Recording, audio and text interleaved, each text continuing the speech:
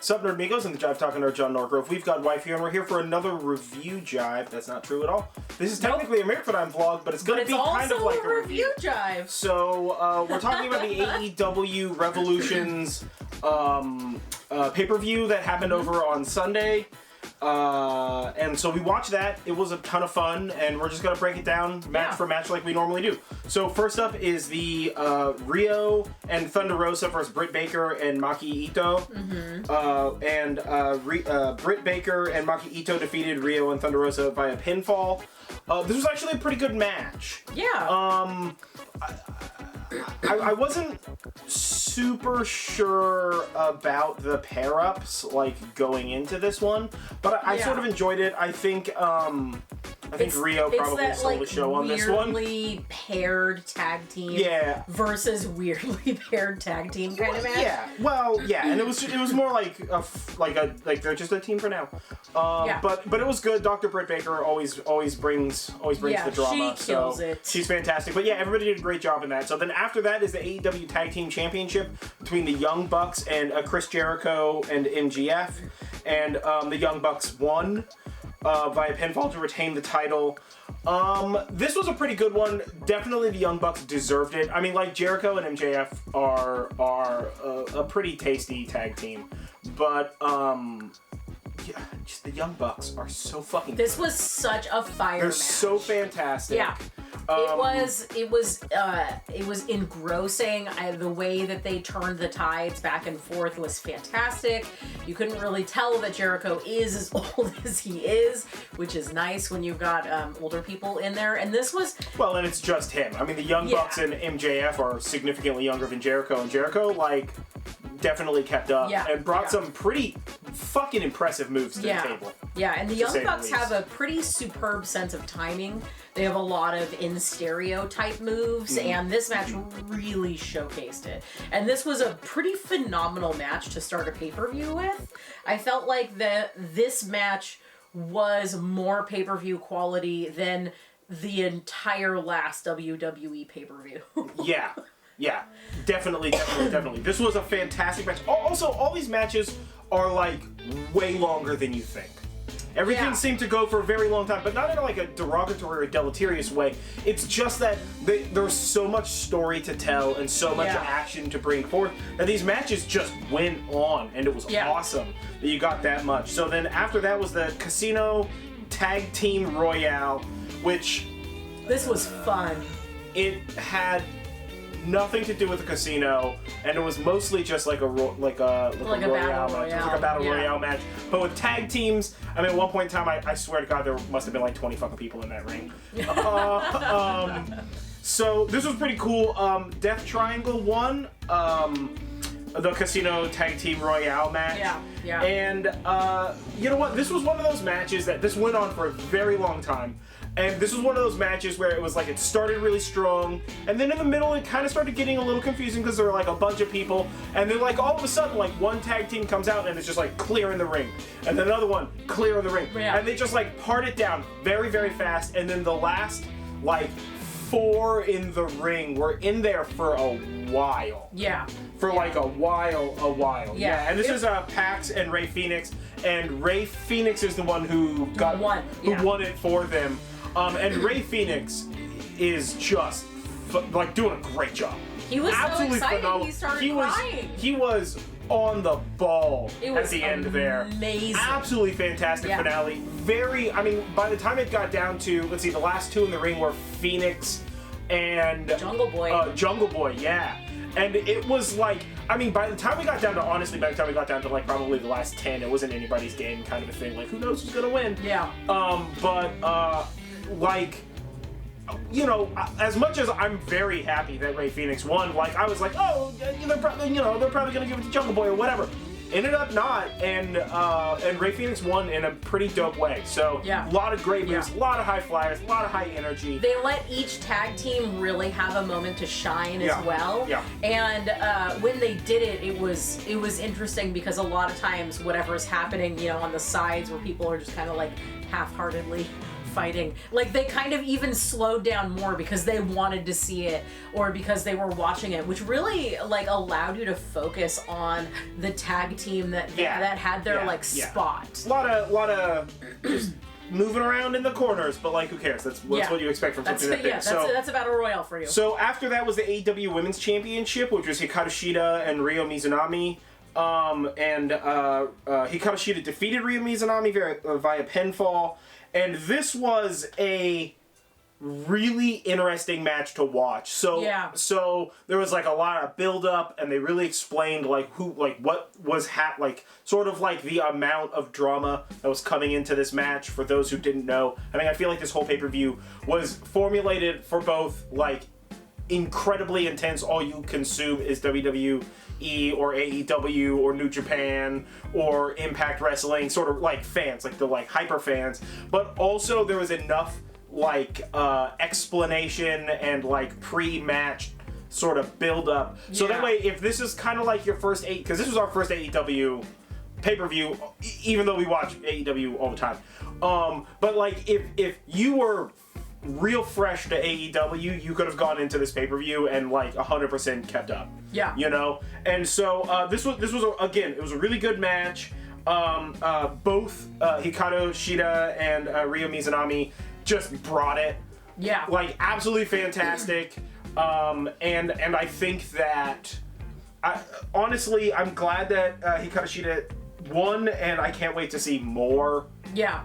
I really like Hikaru Shida. Yeah, This was a fantastic wrestler. Match. Yeah. Both of them were fantastic wrestlers, and this is what we want from a women's championship. Yeah, this is felt the way a lot AEW is handling it. like a passing of the torch kind of match as well. Yeah, it felt like there was a lot of gravity there. There was a spot in the lead up to it where they're talking about Hikaru Shida, always was trying to beat her and had never beat her, and she said she would never be beat by Hikaru Shida, and it was really cool to watch. They mentioned, and it's not in this copy that I have here, but I think they mentioned that they've wrestled to a stalemate like 3 times in the past 10 years of their career or something like that. So this was certainly an interesting one. Fantastic match. So after that is the Miro and Kip Sapien versus Orange Cassidy and Chuck Taylor. And let me tell you what, to be perfectly honest, this may have been the match I was most looking forward to. I'm a huge fucking Orange Cassidy fan. Miro is just an absolute monster, and he knows it, and he wrestles like it, and he does a fantastic job. This was such a great match. Miro and Kip Sapien defeated Orange Cassidy and Chuck Taylor. Miro dominated the whole time. Cassidy got his jokes in. Cassidy got his stuff in. Kip Sapien was surprisingly better than I would have expected. Chuck Taylor brought the heart. Chuck Taylor was He got amazing. cut really early on, and in a couple of places actually. One was like on his face, and the other was on his arm, and he just like wrestled through it like it wasn't even a problem. Even though you could see he had like blood getting in his eyes, and it was all over his face. Yeah. He brought the heart. Yeah, this if anything, what this match really exemplified is that Miro needs to pursue a fucking singles career. Oh my god! And that's no hate to Kip Sapien. Kip Sapien's awesome, but Miro is just dominating in a way that I don't know that we've actually seen in AEW yet. He was very big and very physical and very aggressive. And it really felt like, you know what I mean? It felt very like King Kong at the top of the tower, just swatting at airplanes, firing guns and shit. Just like nothing could hurt him. He did a fantastic job. It's sad that I love Orange Cassidy so much, and it's sad that he lost. But you know what? If it's gonna be to Miro, I'm okay with that. Yeah. So then after that is the Hangman Adam Page Matt Hardy Big Money match, which is where the whoever won the match is going to get 100% of the earnings of the other person for quarter 1 or whatever. There was a lot of like drama build up to this, and like this will he, won't he this, or will he, won't he that, and all this. To be perfectly fair, I didn't much care about the build up on this, and the like big money aspect of the match is fucking I don't care. it's negligible. Like, like, hopefully this doesn't, like, truly affect somebody's, like, actual ability to, like, eat and pay their bills, like, income-wise. And I imagine if they're doing something like this, it doesn't.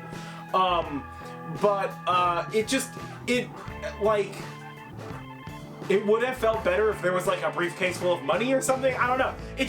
To me, the aspect of the money part felt like they need to make this bigger than just, like, you guys have beef right now. And they're like, what about money? And they're like, yeah, money has a value. Let's do that, I guess. So, that part of the build-up wasn't great for me. That being said, the match was actually really good. Yeah. Hangman Adam Page defeated Matt Hardy via pinfall to win. And I really like Hangman Adam Page. I'm really glad that this is where he's going with it. I'm really excited. I can't wait to see what happens Order next. That's the thing that matters most to me. Is like I feel like this match was definitely pay-per-view quality and you know restaurant quality, like definitely good. But like it's what Hangman Adam Page does now. That like I'm more interested in what he's gonna do in like what his presence is gonna be in on Wednesday night than I am about the results of the pay-per-view event. And it's just because the story is like definitely not flipping over. You know what I'm saying? Yeah. And I like the like Hangman Adam Page wasn't actually like we're not that drunk. Like he secretly added stuff to the contract before it was signed or bloody whatever. Like I like all the things that they were doing, but it felt a little graspy, in the weeds with regard to all of this. Like, is he gonna be part of the Dark Order? And is this gonna be... I actually really enjoy that part. I'm really enjoying this narrative of Hangman Adam Page lost his only friend, Kenny Omega, and now he's trying to find new friends, and these new friends seem like, like at first it seemed like the Dark Order... He just doesn't want to. Like the Dark Order really wanted to be friends, but it seemed like maybe... to Hangman, it seemed like, he didn't need them, and then it turned out that he did need them. I'm really enjoying this narrative of Hangman Adam Page trying to find, like, his tribe again, and I want him so bad to be a part of the Dark Order. Well, yeah, I definitely want to be a member of the Dark Order, and I like that part, but it's all this additional extra money stuff. It's sort of like the Dark, like, should he join the Dark Order part is, like, the second act of a 3-part movie where the first act is that he's just an alcoholic, which was like, alright, I guess. And then the second act is like, will he, won't he? And that was dope. And then the third act is like, the alcohol makes him need money or some shit, so he's gonna wrestle this guy for more money. It's great that Matt Hardy has been like, big money, Matt Hardy, this whole time, and then just got all that shit ripped away. That's hilarious. But the stipulation I felt was, I don't know. I think it could have been a little better. Make a big old pit of money. I don't know. Do something more. I want to see the fucking gold. So it was a good match. The stipulations and stuff were kind of whatever to me about that. So after that is the Face of the Revolution ladder match, which was Cody Rhodes, Penta El Zero Miedo, Scorpio Sky, Lance Archer, Max Caster, and Ethan Page. And this was a fantastic. I think that this may have been like match of the night. This match had you on the edge of your seat. Dude, and it's time. there were so many times where you're like, and this guy's winning it, and they like get all the way up there, and then somebody comes in and stops that shit. Let me tell you what, Cody Rhodes either definitely hurt himself real bad and is just like a man, and it's just like, I'm gonna go through it. Or he's the greatest actor of all time. Yeah. And you know what? And he goes to this motherfucker. I don't care. Yeah. It was so good.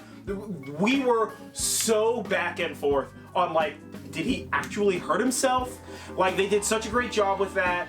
I'm honestly surprised at how good everybody did. Everybody had more than enough like screen time, as it were. Penta El Zero Miedo did fantastically. Scorpio Sky won.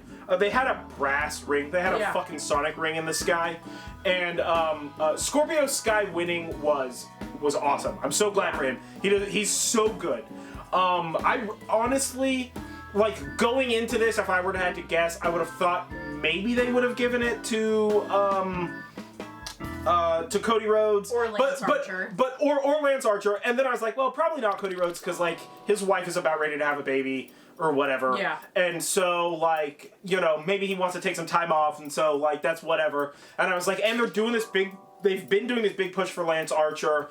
And then Penta El Zero Miedo came out with, like, a lot of gusto. He was very aggressive in this match and brought some awesome moves. And I was like, oh shit, are they gonna give it to this guy? And Scorpio Sky he was that I'm gonna be like a chill boy all the way through. Right? I mean, he brought great moves, he had great ring chemistry, he did a fantastic job. I'm not at all belittling any of the work that he did. But it was like, it was one of those ones where to me it very felt like, man, this guy is really just keeping up. And I'm gonna be real honest with you, Ethan Page. I don't remember how good you were in this. Not at all, right? I like vaguely in flashes, but not really. For me, it was mostly Cody Rhodes acting, Miedo just bringing domination in a way that I was very surprised to see, and Lance Archer just brutalizing people, and then somehow getting super injured like multiple times. Not like injured, actually injured, but like he would just like he's just exploding motherfuckers. All of a sudden, he just gets a boot to the head, sends him to next Tuesday, and you're like, dude.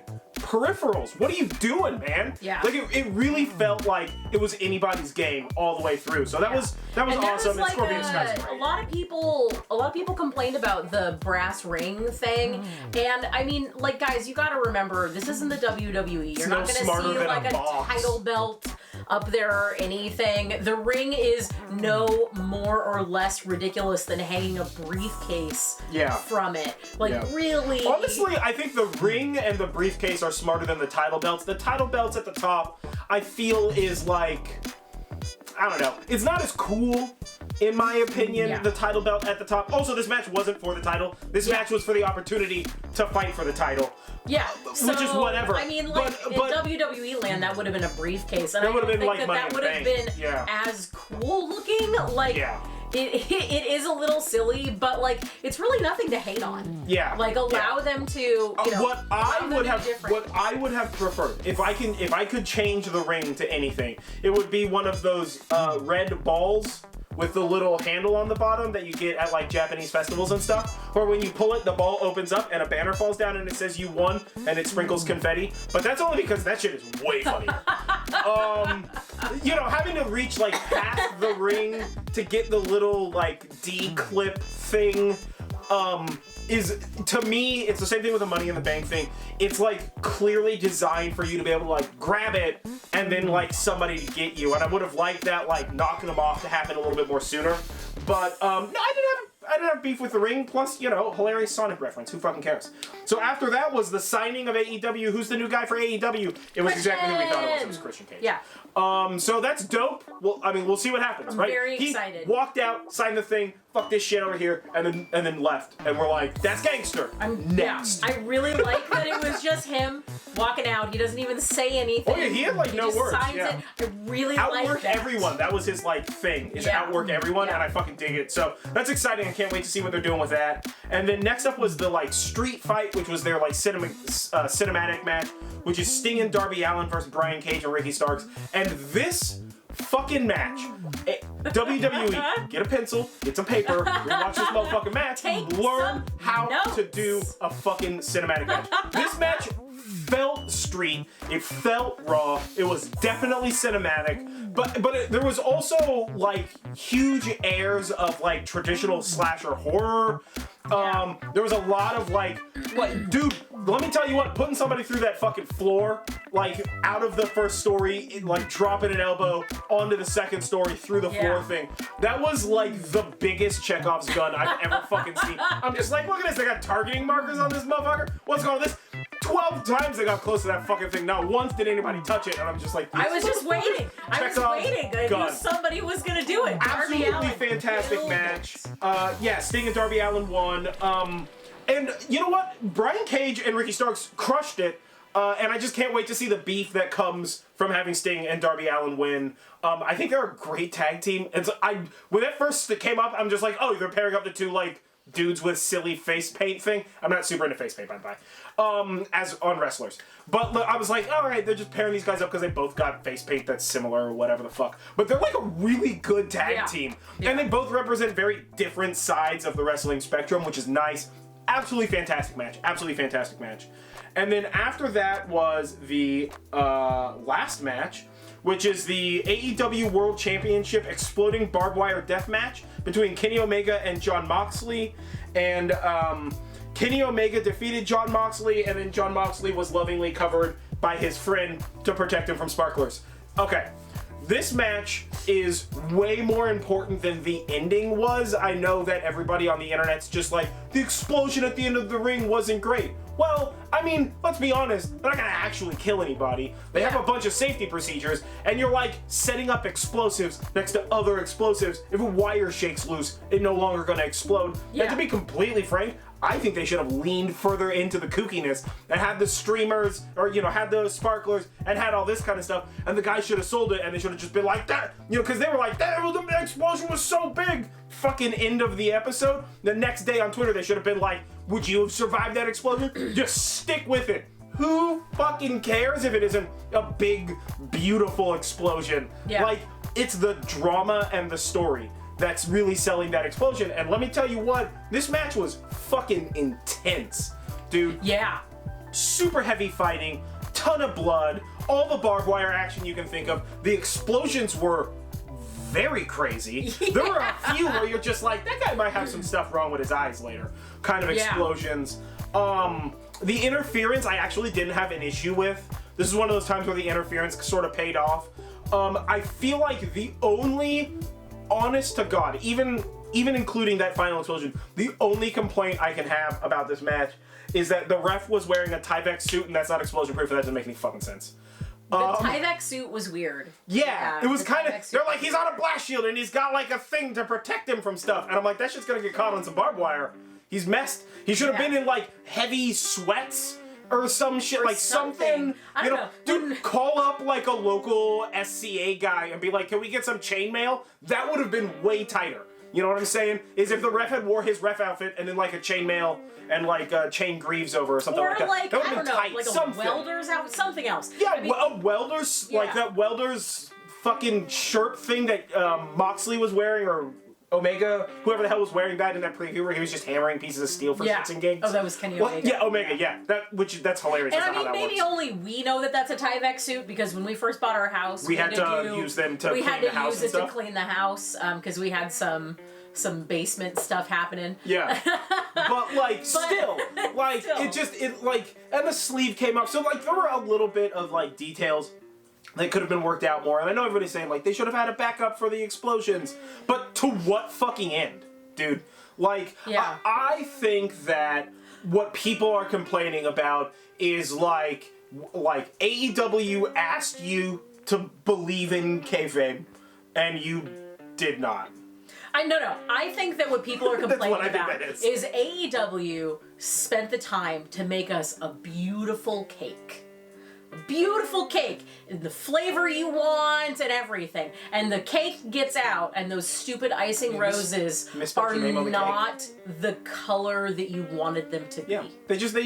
They misspelled your name on the cake. Listen, no, we've all bought a cake from Safeway. We all know what happens. Sometimes your name is Peter. Sometimes your name is Petre, because apparently they did not think to spell check during writing, right? And that's not even hate on them at this point in time. That's just like, I mean, sometimes you're gonna get, like, you're gonna, what's the meme where you get like the picture of the card that has the name printed on top of the cake? Yeah. You know? Yeah. So like, I mean, I don't know, dude. I thought it was a great fucking match. I thought it was a fantastic end to the pay-per-view. It was a fantastic end. And I think that if you have beef with the human-safe explosions that they use in wrestling, maybe you should think a little bit less about wrestling. Did you guys want It's wrestling, dude. Yeah, we're not gonna kill somebody. That's not how that works. Also, these guys were getting beat up with barbed wire. Listen, man, that guy's already hurt. Let's not make it worse. I love the sell at the end, though. I loved all of it. I love that it was like, it's like 2, 1, and it's like, We laughed uproariously. It was the greatest moment in fucking television history. It was ridiculous. Because it's so ridiculous and there was so much buildup. And at no point in time did it sound like somebody was like, well, I guess that's the best we can do. It was just like, did you see that explosion? Are they gonna even make it? Well, and you're just yes. Yes, that explosion was exactly as intense as I wanted it to be. I mean, honest to God, I thought 50-50 they were going to do a joke explosion. Yeah, I mean, so even I don't if believe it was that it was a a joke, mistake. the beauty of it is that it's wrestling. Headcanon. You It don't wasn't a have to take mistake. it It was a super joke, guys. seriously. Like, it's okay to have levity. Yeah. Like, do you guys remember the dinner that Jericho and MJF had? That was hilarious. Yeah. For those of you that didn't like it, why? Why do you not want? Why do you require wrestling to take itself as seriously as WWE takes itself? Well, as seriously And also, as WWE thinks it takes itself. but let's be also, honest. like, is that really where you want AEW to go? Yeah, I thought I mean, this is my thing, man. I think that honestly, there's still a good likelihood that that was on purpose, and that's the joke.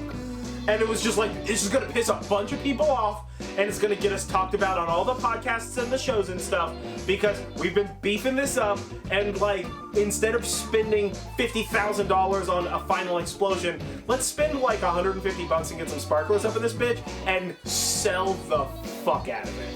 And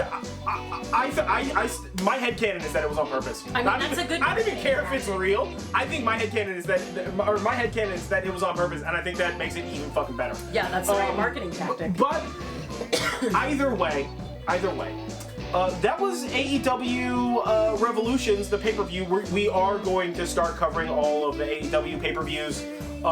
We're still in consideration of keeping WWE. I mean, we'll probably stay with WWE's. We'll stay with it through at least through WrestleMania. But WrestleMania is either going to bring the Thunder and win us back or not. And we're probably going to drop it with their change over to Peacock or whatever the heck. We're just not super into the show anymore.